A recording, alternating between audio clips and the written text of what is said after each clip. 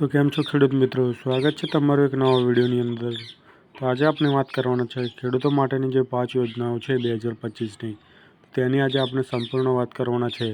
તો તેમાં આપણે પ્રધાનમંત્રી ફસલ બીમા યોજનાની વાત કરવાના છે, ત્યારબાદ સોઇલ હેલ્થ કાર્ડની યોજના છે તેની વાત કરવાના છે, ત્યારબાદ કિસાન ક્રેડિટ કાર્ડની વાત કરવાના છે, પ્રધાનમંત્રી કિસાન સન્માન નિધિ યોજના છે તેની વાત કરવાના છે, અને એગ્રી ઇન્ફ્રાસ્ટ્રક્ચર ફંડ છે તેની વાત કરવાના છે।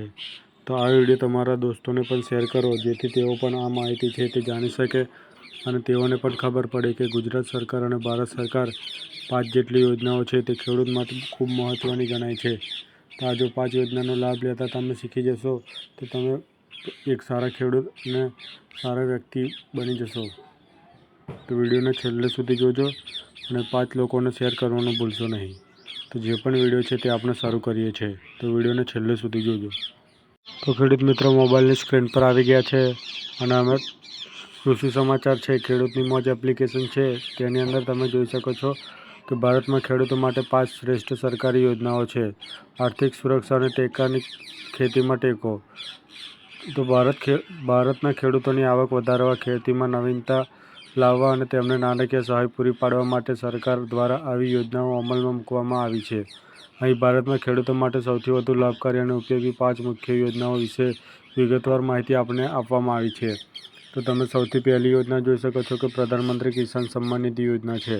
એમાં આર્થિક સહાય તમને આ યોજનાનો હેઠળ નાના અને સીમાંત ખેડૂતોને દર વર્ષે ₹6,000ની સહાય આપવામાં આવશે। આ રકમ તમને 3 હપ્તામાં સીધા ખેડૂતના ખાતામાં જમા થશે। લાભ: તો ખેડૂતોને દૈનિક ખર્ચમાં મદદરૂપ થશે, કૃષિ સાધનો અને ખાતર ખરીદવા માટે મદદરૂપ થશે, ખેડૂતોની આવક વધારવા અને જીવનસ્તર સુધારવા માટેનો ઉદ્દેશ છે। ત્યારબાદ બીજી જે યોજના છે તે છે પ્રધાનમંત્રી ફસલ બીમા યોજના, એટલે પાક નુકસાન સામે સુરક્ષા આપે છે। ફસલ બીમા યોજના, પ્રધાનમંત્રી ફસલ બીમા યોજના, તો કુદરતી આફતોને કારણે પાકને થતા નુકસાન સામે આ યોજના પાક વીમો પૂરો પાડે છે। ખેડૂતોને ઓછા પ્રીમિયમ પર વીમા વળતર મળતો હોય છે। ખરીફ જે પાક છે તેના પર 2% અને રવિ પાક પર 2% જેટલો પ્રીમિયમ મળતું હોય છે। તો વાણિજ્ય અને હોર્ટિકલ્ચર પાક પર 5% પ્રીમિયમ હોય છે। તો આનો લાભ એ છે કે પાક નિષ્ફળ જવા પર નુકસાનની ભરપાઈ થાય છે, ખેડૂતોની નાણાકીય મુશ્કેલીઓ દૂર કરવામાં મદદ થાય છે, પાકના જોખમને ઓછું કરવાના પ્રોત્સાહનો મળે છે।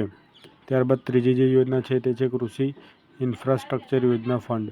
તો આ લોન અને સબસિડી માટેની યોજના છે। તેમાં ખેડૂતો માટે cold storage, warehousing, packaging unit, processing plant વગેરે માટે નાણાકીય સહાય આપવામાં આવે છે। 3% વ્યાજ રાહત અને ગેરંટી મુક્ત લોન ઉપલબ્ધ છે। તો આનો લાભ એ છે કે ખેડૂતો માટે જે અનાજ અને શાકભાજી સંગ્રહ કરવાની સુવિધા પૂરી પડાય છે, કૃષિ ઉત્પાદન અને વેચાણ બંનેમાં સુધારો થાય છે, પાક બગાડ ઘટે અને ખેડૂતોને ભાવ વધુ મળે છે। ચોથી જે યોજના છે તે સોઇલ હેલ્થ કાર્ડ યોજના છે। તેમાં માટીની તંદુરસ્તી અંગેની માહિતી આપવામાં આવે છે। આ યોજના હેઠળ ખેડૂતો પોતાના પોષક તત્વો અને જમીન પરની ખેતીની અસર અંગે સંપૂર્ણ માહિતી મેળવી શકે છે।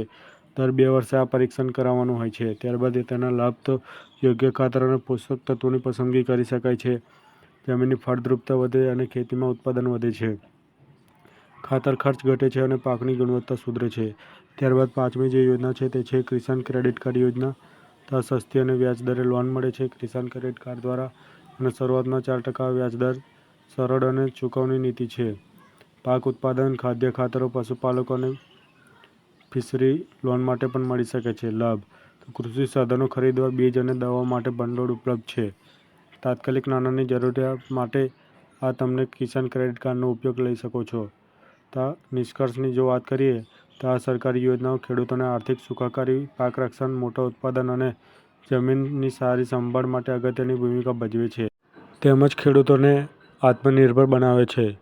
તો વિડીયો સારો લાગ્યો હોય તો અમારી ચેનલને સબસ્ક્રાઈબ કરો અને 5 લોકોને શેર કરવાનું ભૂલશો નહીં। તો મળીએ છીએ નવા ટોપિક પર અને નવા વિડીયો સાથે।